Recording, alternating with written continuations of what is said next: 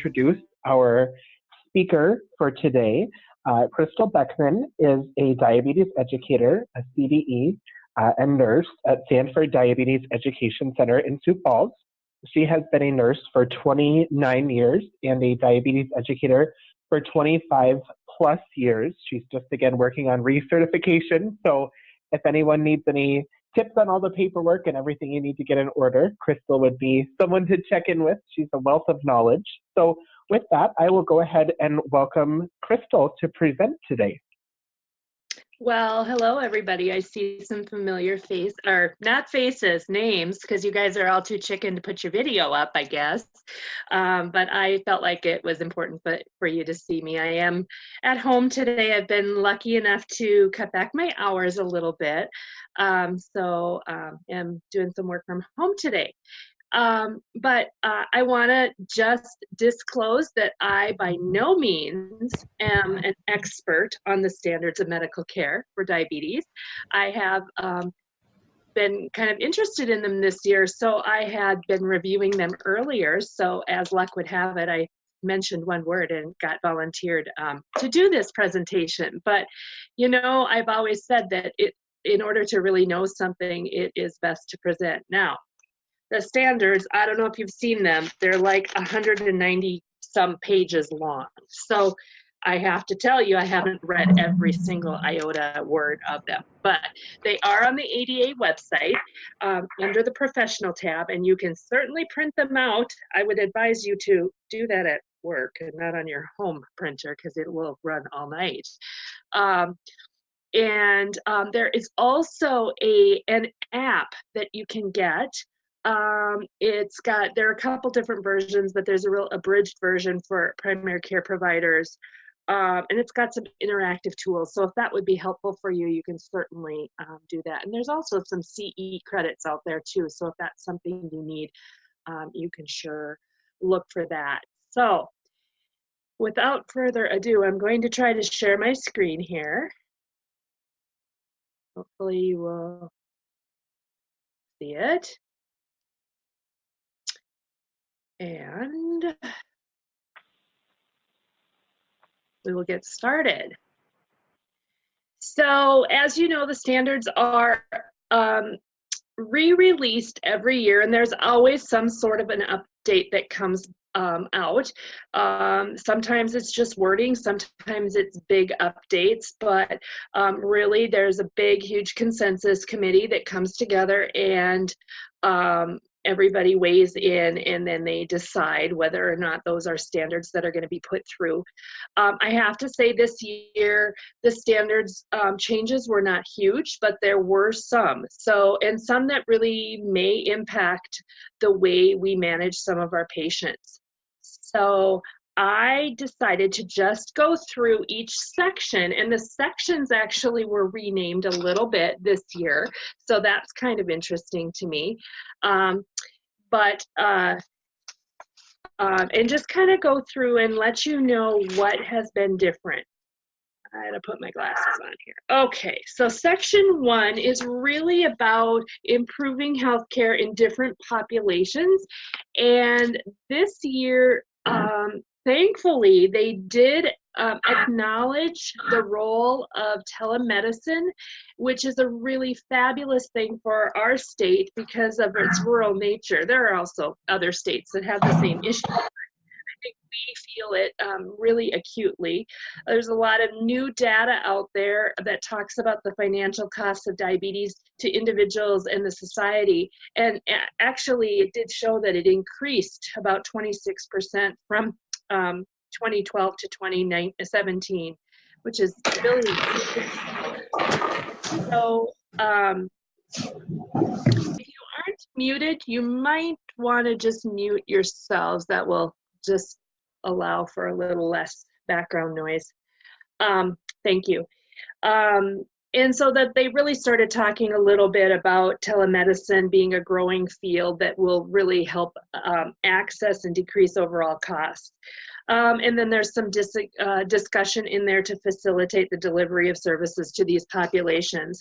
The key will be, of course, reimbursement. That's always the issue that we face when we are looking at providing telemedicine. And they are acknowledging that there is some, and now our advanced practice nurses can be providers and provide that and bill to Medicare.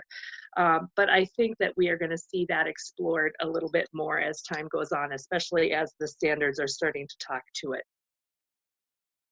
Section 2 is really a very interesting section, and I had to read it about 100 times to really understand what they were talking about, because it didn't really make sense to me.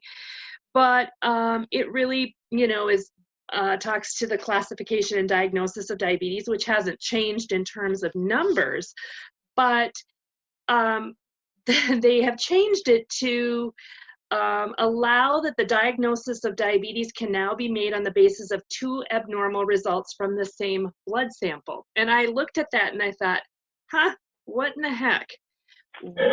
Are they worried about accuracy? What are they worried about? And that was part of it. They were worried about accuracy. But what they were also looking at is that we could have a fasting blood sugar and an A1C performed on that same glucose sample, and that can confirm the diagnosis. In the past, the wording was a little sketchy, and it really said that it had to be separate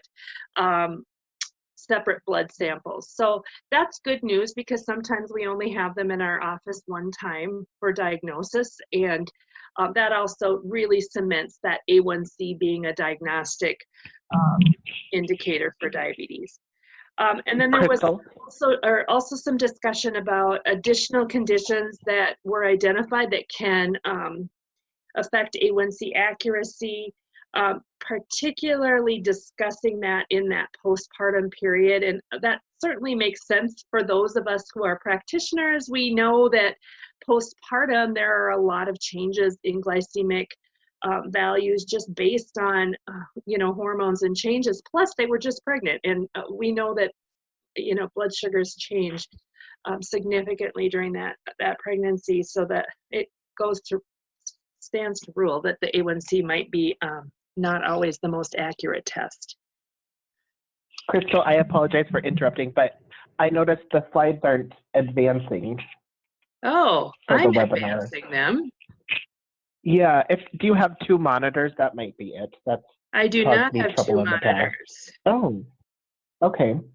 And I am seeing them on my screen. Is anybody else having trouble? Yep, they're not advancing for me either, Crystal. Let me stop share.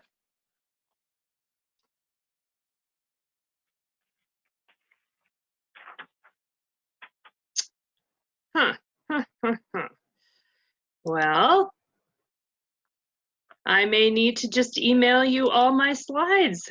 Let me see here if I go into this one.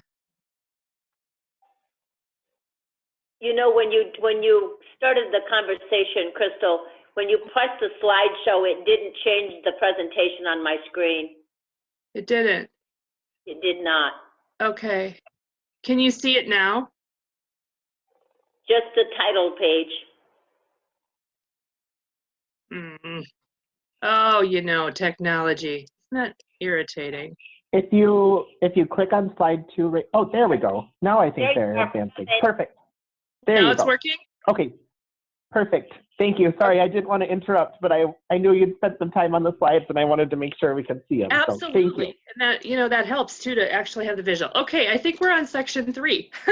Can everybody see section 3? Yep. Oh, super. Yes. I don't know what I did to fix it, but thank God. Sometimes just screwing around helps. Okay. So section 3 actually centers around the prevention or delay of type 2 diabetes, which of course is a huge issue right now with our pre-diabetes and, emerging pre-diabetes. I think now we are almost kind of talking about pre-diabetes, working on that. This actually was moved. It was section 5 before. I'm not sure why they moved it, but whatever. And this really changed a lot in terms of the nutrition section. It was updated to highlight importance of weight loss that's a surprise to us, isn't it, as educators? But it really highlighted that importance of weight loss for those at high risk of developing diabetes. And interestingly, there's a section on tobacco use and cessation, because it's actually now felt that smoking increases the risk of getting diabetes. I know we've always talked about when somebody has diabetes, smoking increases the risk of complications, but now they're talking about the fact that it actually even increases that risk of diabetes due to that inflammatory response and some other things. So that was fairly interesting to me. But basically, those are the only changes. And that nutrition section, I would encourage you to go back and look at that, because it does outline some different strategies. Section 4 really talks about the medical evaluation and assessment of the comorbidities, and they updated some of the tables. And it really outlined the expectations in a physical exam evaluation. And I don't know if you can even see that. It's so tiny on my screen. But it highlighted some lab testing recommendations, frequency of testing, and it really highlighted assessment and planning with the patient. And that was an underlying theme that kind of changed in the standards, that they really started changing language to really talk about collaboration with patients and really individualizing plans of care based on patient wishes, patient desires, patient's abilities. And so you'll see that kind of coming through on some of the other standards too.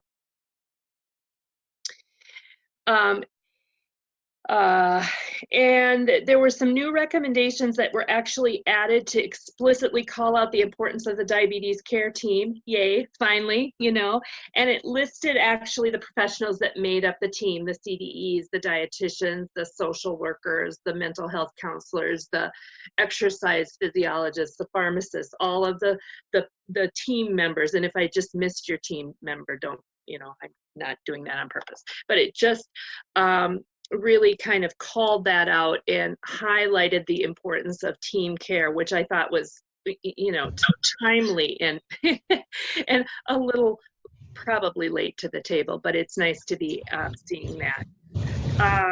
More focus was really placed on patient engagement, and they actually added a very interesting diabetes care decision cycle. And I've seen this before in some other publications, but it was really nice to see this added to the standard. And it really just, I think, is a good visual of how the stress needs to be placed on the patient and their goals of care, and then talks about the different pieces and kind of cycle that we can go through. And obviously, you know, we all know as educators that cycle, we start that cycle in different places and we circle back and we, you know, go back and forth there. And that actually, that figure came from the APA European Association for the Study of Diabetes. So the EASD consensus report came out, and so a lot of the changes really reflected some discussion based on that consensus report. Section 4 also talked about the risks of treatment associated hypoglycemia, which was very interesting. And it talked about the different things that affect hypoglycemia or may cause it, you know, the use of insulin or secretagogues, of course we know that, but highlighted impaired kidney and hepatic function, talked about the length of duration of diabetes as an indicator or a predisposer of more fragile hypoglycemia, frailty, older age, cognitive impairment. I just really liked how the standards are really working hard to really put that patient in the forefront, which of course has always been, but it just really, I think, again, the languaging has changed. Also talked a little bit about the 10-year atherosclerotic cardiovascular risk tool screening. It's now recommended that that be used in our assessments, whether it's in the primary care arena or whether it's in the diabetes center or education department. I think it depends on what your setting is. And then it had a section about fatty liver, oops, I have a typo there. That fatty liver disease section was revised with some newer recommendations. And again, I don't know that that necessarily affects us as educators, but sometimes that information is interesting. We move on to section 5, which again was switched because, as you know, section 5, the old section 5 moved to section 3. So section 5 is now a new section, and it really, it has my heart. I was so excited about this, and it really talks about customized lifestyle management, knowing that, again, every patient is different. It really stresses individualized management plans, which goes along with all of our ADA recognition criteria for education. You know, we really stress that individualization, along with the American Dietetic Association, that is what their guidelines stress too. So I think it just makes sense. In this section also, they expanded a discussion regarding e-cigarette use, and the reason they did that, not because we're recommending it, but because there's a very common thread going that e-cigarette use or e-cigarettes may be a good way to assist with smoking cessation efforts. And that's a very public comment. I don't know, I think it's almost a misinformation. I'm not sure that I think it helps that, but that's very common in the public. So there was a little bit of discussion about that. Again, timely. And then the physical activity section was expanded to include the benefits of leisure time activities, golf, and, you know, some of those things.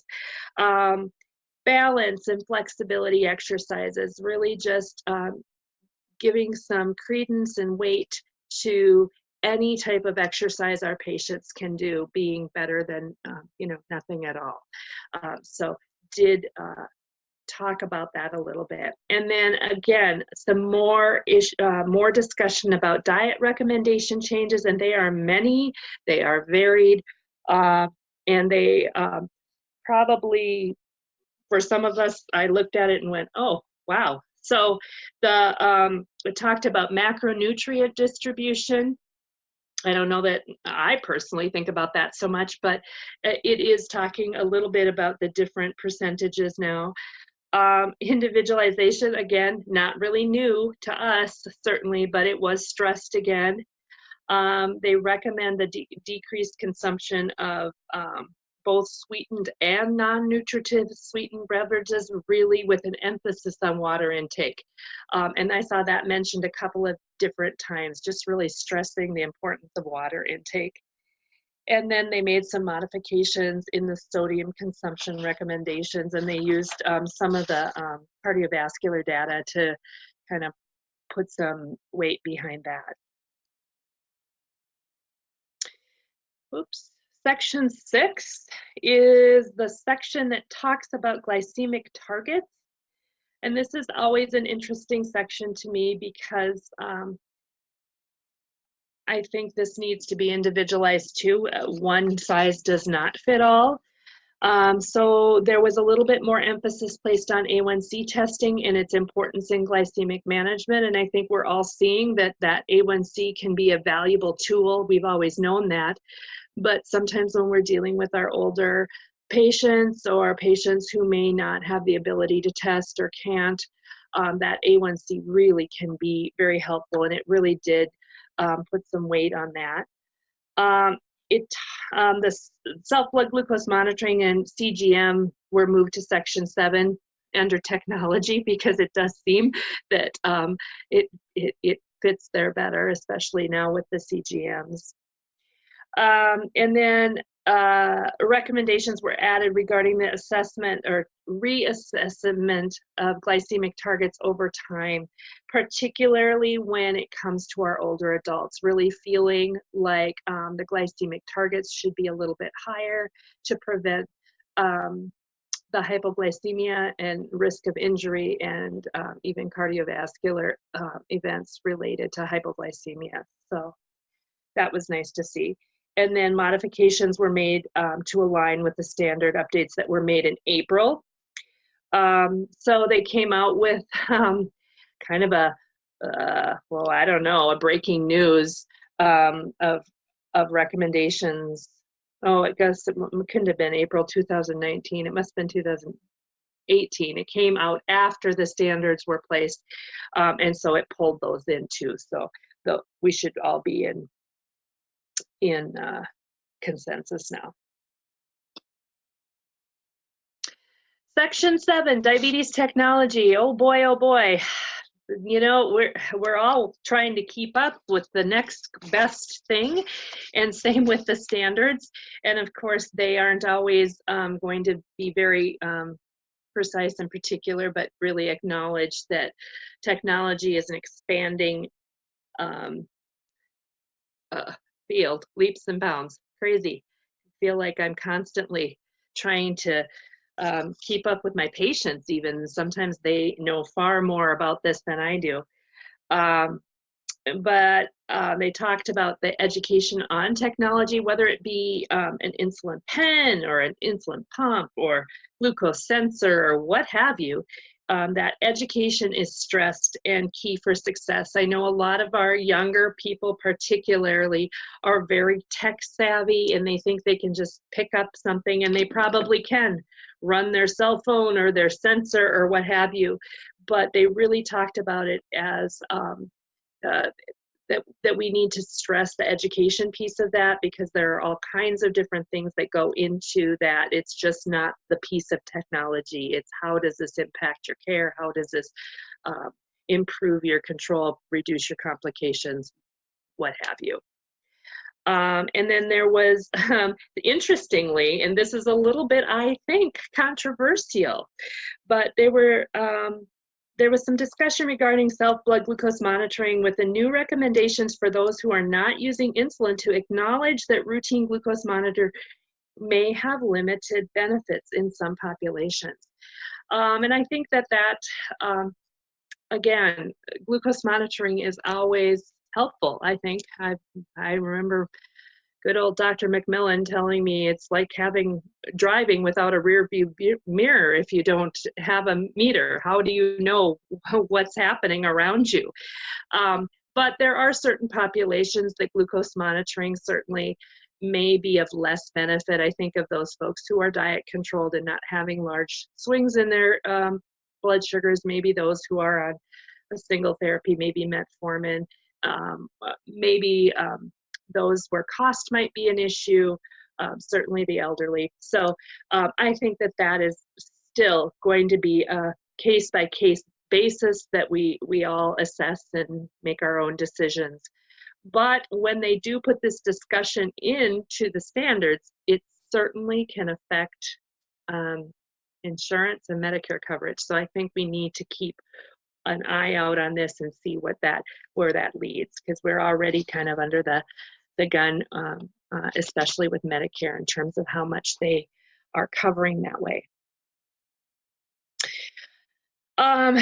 They also talked a little bit, they put a chart in on FDA glucose monitoring accuracy standards. I don't know that this has changed, and in fact, we're seeing that even the meters that perhaps in the past weren't as accurate as we would have liked are now coming under compliance and becoming some of the more accurate meters. I think technology just does that to us. You know, things are just becoming much easier to program. So you can see that if you want. I don't know that it's rocket science. I think it is what we know. And Then there was some discussion regarding interfering substances with regard to blood sugar monitoring. Just some, mostly a reminder section. And I think that, you know, each meter has had these recommendations or these whatever guidelines out there, even some of the glucose sensors, but they did just acknowledge them in a table now, things for those that are glucose oxidase monitors. And I would bet most of us would have to look that up, that I don't know which of my things are glucose oxidase and glucose dehydrogenase monitors. But if you do have somebody that is using that glucose dehydrogenase monitor, a dialysate, a piece of that dialysate that they use in peritoneal dialysis can make that inaccurate, which I found very interesting. I was a renal nurse way back in the day, so those things always pique my interest. So whether it's helpful or not, it's out there, and it is in the standards now. Section 8, obesity management. Oh, very timely again. The ADA standards were aligned. They aligned the recommendations for metabolic surgery with the recent guidelines.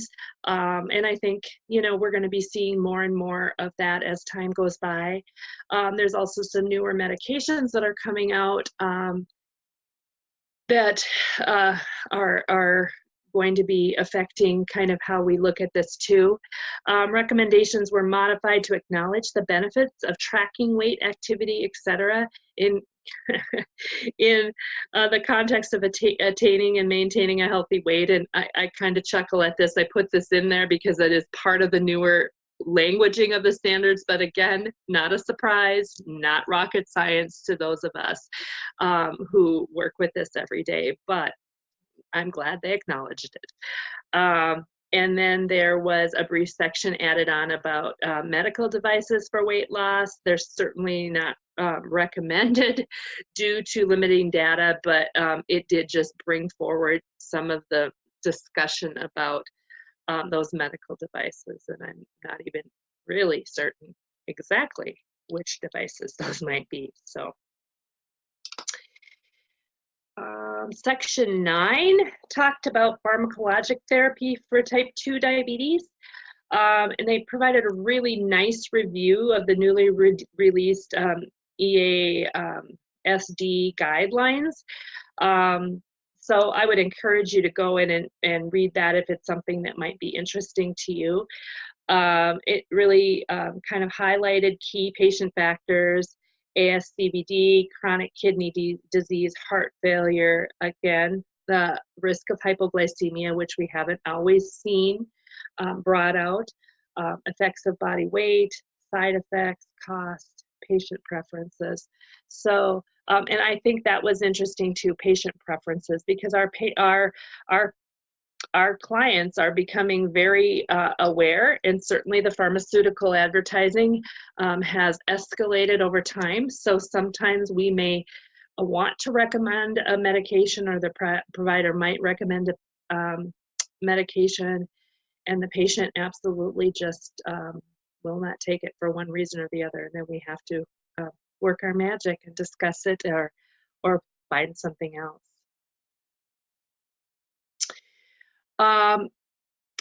Also talked about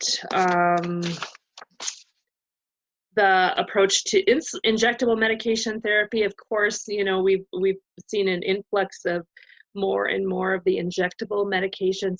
I always call them non-insulin injectables, that we are so often using now, the daily or the weekly medications. The GLP-1 receptor agonists are actually recommended to be the first line ahead of insulin. Sometimes we miss the boat and we don't get that ordered, but that is the new recommendation. And then a new section was added on insulin injection technique, really feeling that perhaps we've gotten a little bit lax on our technique, and we need to be paying a little bit more attention to that. I know we all think that pens are easy and simple for patients, but we actually are seeing quite a few pen errors in the home setting with the different needle covers and length of needles and that kind of thing. So there is some discussion on that too, just highlighting and bringing that forward. And then the section on non-insulin pharmacologic treatments for type 1 diabetes was abbreviated as they're not generally recommended, but I don't know about you, but I still see some of them, particularly metformin, being used. We're also seeing some Jardiance and Invokana used with our type 1s in addition to their insulin, but obviously not first-line therapy, obviously, actually, I don't even think approved, so they would be considered whatever that is when they're ordering it off recommendation. Section 10 talks about cardiovascular disease and risk management. New endorsement by the College of Cardiology. So that's fabulous. We're now working together. So hopefully our guidelines can become more congruent. I think often of the lipid recommendations, how, you know, the stroke people have one set of recommendations, the cardiac folks have another, we have another. Hopefully we can join them and become more in line. I always tell my patients, lower is better. So use whichever one. Heart failure was acknowledged for consideration when determining optimal diabetes care. I know it's something we've always talked about, but it hasn't always been one of the disease states that was highlighted. Blood pressure recommendations were modified, again, coming more closely into what's recommended by the College of Cardiology. And then discussion was added on the use of the ASCVD risk calculator, and the recommendations were modified, again, probably used more in the primary care or cardiology section. And then aspirin use recommendations were updated with new data, but really not significantly different in terms of how we would practice. Section 11 centers around microvascular complications, foot care, or retinal care. And interestingly, they updated the recommendations on the use of telemedicine for retinal screening. That's very interesting, I think, and kind of exciting that we can be doing this in telemedicine also. New recommendations for every visit foot inspections need only be done for those with high-risk feet. So kind of took away our every visit foot inspection, although I don't see that that's a negative thing. I mean, I think we can continue to do every visit foot inspections, but truly the recommendations say that we really only need to do that for those with high-risk feet now. And then annual examinations continue to be recommended for everybody. So. Additional treatment modalities were discussed for the treatment of gastroparesis, although as you know, and as I know, there are very few treatment modalities, but it did discuss a few options out there. And then gabapentin was added to the treatment agents to be considered in treatment of painful neuropathy. And again, we've been using gabapentin, I think, for years, but has not been added into those standards.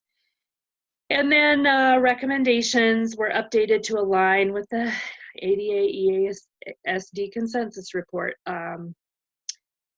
regarding the benefits or regarding medications that have proven benefit with regard to renal outcome with CKD. So just making sure that these drugs are safe and that we're following the consumer guidelines too in terms of their renal status when we're using them. Section 12, older adults. This is a big focus this year in the standards. There are many new tables that were added this year to the standards, and one of the ones I liked so much had to do with the older adult. Really talked about risk stratification for the older patient, categorizing the benefits of better glycemic control versus the risk, which again, I think we as providers and we as educators certainly are aware of. And then really talked a little bit about de-intensification of insulin therapy. And I think that this is kind of an evolving area because, you know, we've talked in our department, what do we do with these folks that are on insulin pumps and they get older and older and older, and suddenly now they have maybe some early dementia and they aren't able to really manage their insulin pump, but we can't really switch them back to shots either because they don't really remember how to do that. What do we do with these folks? And or maybe they're on a multi-dose insulin regimen and suddenly they aren't able to afford it, or they're just not able to manage that kind of a regimen any longer. What do we do? So this chart really talks about the simplification of complex insulin therapy and kind of gives us some ideas of how to work with these patients. Again, individualization is key. You know, I hope we don't ever get to the point that we just put them in a nursing home because we don't know how to manage their insulin any other way. I have had to do that, and that's a very uncomfortable discussion. So this really kind of, I don't know, it doesn't solve the problem certainly, but it does help us to start thinking about it. And we go from older adults to children and adolescents. Changed the introductory language, reminding readers of the care difference between the pediatric patient and based on the type of diabetes, because certainly we've almost always associated type 1 diabetes with this population, but we are seeing such a rise for type 2 diabetes in this area. And also, you know, we've got all kinds of different things that we're looking at. So it's not always just as cut and dry as it once was. So it really talked about the languaging that we're using. It also talked about disordered eating screening for those with type 1 diabetes beginning at ages 10 to 12 years of age. I almost even think we could start it sooner, to tell you the truth. I think, unfortunately, disordered eating is not only limited to diabetes, certainly. We're seeing such a rise in this. And it seems like almost all of our kiddos have some sort of disorganization when it comes to their eating. So really talked about the screening for that, which is wonderful.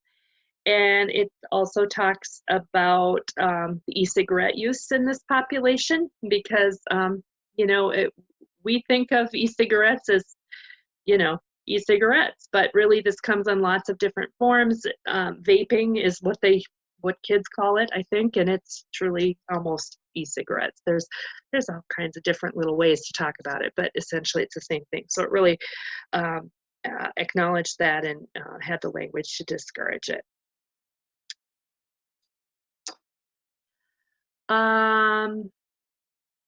And then, of course, we have to talk about type 2 diabetes in children and adolescents. And they expanded the discussion on all areas of management and care because, of course, the more we see, the more we know, and the hopefully the better we're going to be able to take care of these folks. But you think about a 8-year-old with type 2 diabetes, and you think about the lifespan of ahead of them, and thinking about complications. And I had a guy that had his first MI at age 25 the other day, and oh, ouch, that's pretty early. So they put in some nice tables to help us along the thoughts, just to kind of change our thinking in that and give us some structure. Section 14 talks about management of diabetes in pregnancy. Again, I don't know that this is really rocket science, but they did change the languaging to really talk about a multidisciplinary approach, in that it's now recommended especially with those gals with pre-existing diabetes to improve pregnancy and overall diabetes outcomes. Greater emphasis was placed on the preferred use of insulin over metformin and glyburide. It seems like we just finally got them to okay metformin and glyburide, and now we're really pushing back to insulin. But we do know that our patients can get better, quicker glycemic control with that, even our type 2s. So that was put in the recommendation. And then diabetes care in the hospital. The recommendations really are evolving, and of course the ADA has the recognition for inpatient diabetes management, and there's all kinds of different standards and things that are wrapped up in that. But this really centered more about they had some new recommendations for the utilization of specialized diabetes or glucose management teams. Recognizing, of course, that that's not possible in all facilities or settings, but where possible, they really talked about the fact that when you have a specialized diabetes team or glucose management team, whatever you want to call it, it really decreases hospital readmission rates and cost of care when some focus can be put on that. And that does make sense, certainly. I know at Sanford we've kind of looked at some of that. We don't necessarily have a specific team at this point, but you know, we do realize that that might be helpful. And then our last section, section 16, diabetes advocacy. Wow, there's been a lot in the news lately about advocacy of diabetes, particularly centering around insulin, but the Insulin Access and Affordability Working Group conclusions and recommendations was added to this section, and I think that there's going to be more and more coming out on this. So this has never been a huge section, but just knowing that, of course, the ADA does believe in patient advocacy, does put some money where their mouth is, and so they do address this in this section. So that is just a brief little synopsis about all of the standards. I hope that was helpful. Certainly, if you have questions, you need to go back and read that section on the standards. I do that every once in a while. I think, oh, what's the newest thing, or what should I be recommending for my older adults? And so then I go back and look at that section. But I just want to open it up quick for questions. I think I took a little extra time, Ben. So I'm not an expert, so I don't know that I can answer huge amounts of questions, but if anybody has one, I'd be glad to answer.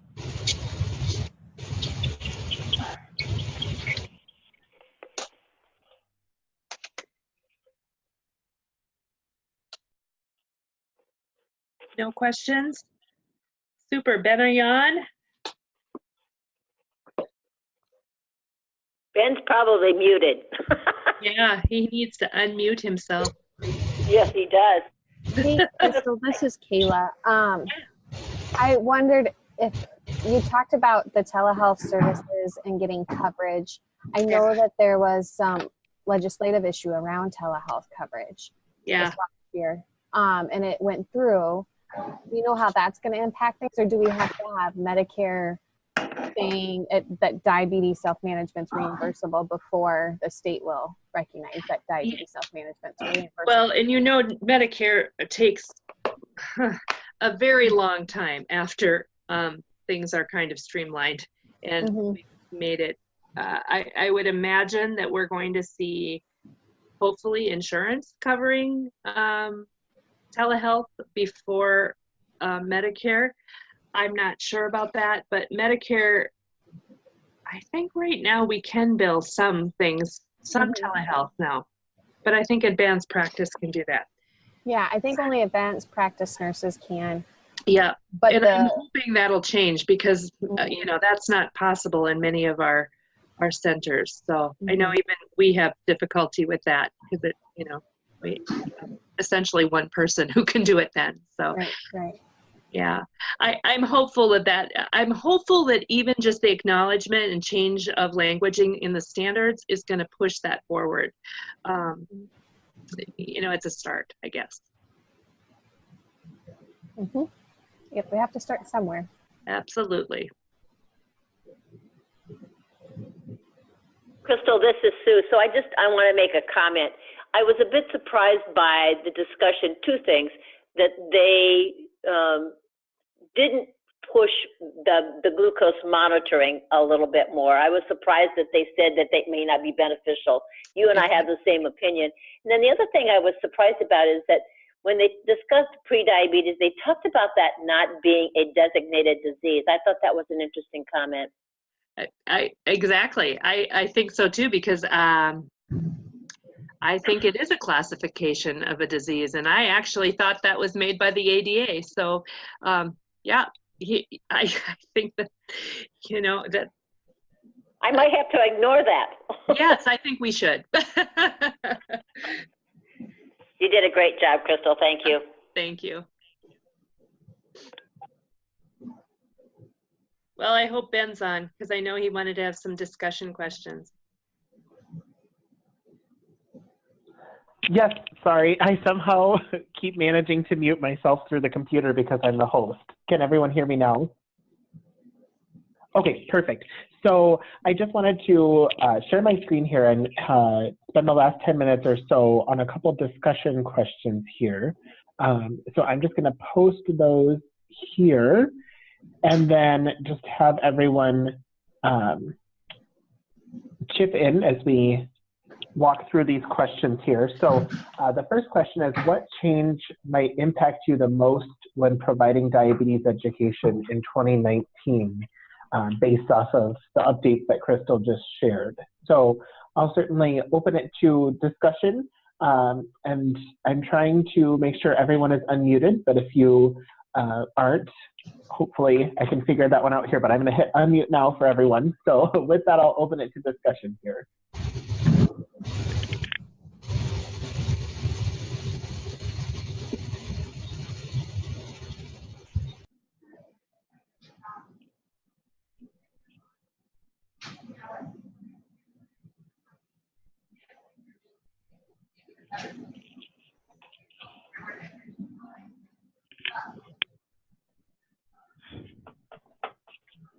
And I guess too, we can always jump down to the second question, which I think Sue talked on a little bit already. But were there any changes for 2019 that surprised you?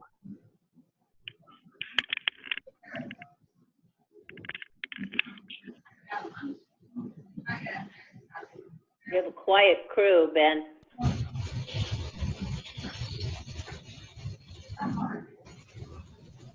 I know, I think everyone might be realizing that my discussion questions might be holding them back from eating their lunch. So with that, I will throw out the third question here. What is your number one takeaway from today's presentation regarding the 2019 standards? So, you know, Ben, I'm never very shy. So I'm kind of like Crystal. I think that some of this stuff, things that most CDEs have been doing for a long time, and it surprises me sometimes that it takes that long for the ADA to come to that. So old things like population health, community resource development, talking about the old chronic care model, that's what we've been doing for a long time. This is Kayla, and I appreciated the focus around lifestyle management and very patient specific, which I'm sure as diabetes educators, you've been working on that for a long time, but it's nice to see it in the standards. And with my history with tobacco control, I really appreciated the more focus on how tobacco affects diabetes, how tobacco can cause diabetes, and then also talking about e-cigarettes, because that is a major topic these days. So I appreciated those things in there as well. Yep. I like the addressing adolescents. I think we have more and more chubby children out there that are going to need to be addressed. Yes.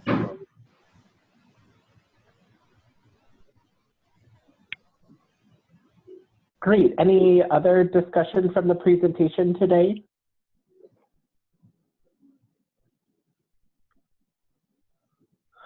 All right. Well, a couple more things to share quickly here. If you haven't already responded to the Diabetes Educator Survey, I will send that here right now in a chat box here. So if you could just take a quick moment to complete that survey if you haven't already.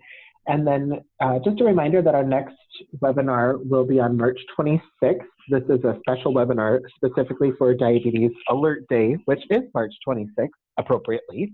And that webinar will focus on pre-diabetes awareness and providers. So working with providers to raise awareness with their patients about prediabetes and how to prevent or delay the onset of type 2 diabetes. And then on April 2nd, our next regularly scheduled monthly Diabetes Educators Network webinar will focus on becoming a certified diabetes educator and maintaining certification.